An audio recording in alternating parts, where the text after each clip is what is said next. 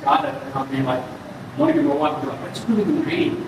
So you've got to have someone that's behind you that you trust, alright? And sometimes I ask, like, I don't know about this one.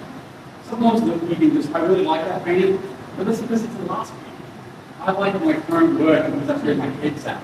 But my first works, I'm already moving on, not in the way of style, but just in the way where I'm, like, the next painting, I'm thinking of the show and like I'm constantly moving forward. I think that's what I do as an artist.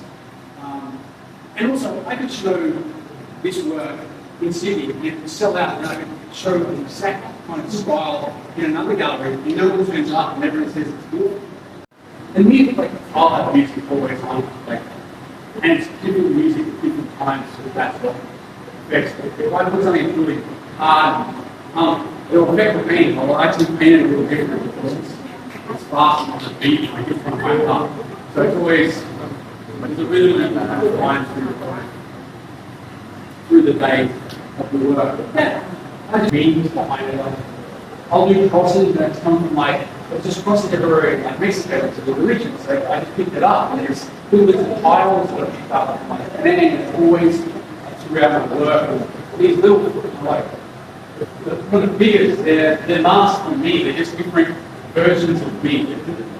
I remember saying to someone, these are all just songs. And someone said, wow, you're really up to stuff. I'm like, sure, but they're my work, so they are. They're like different versions of me.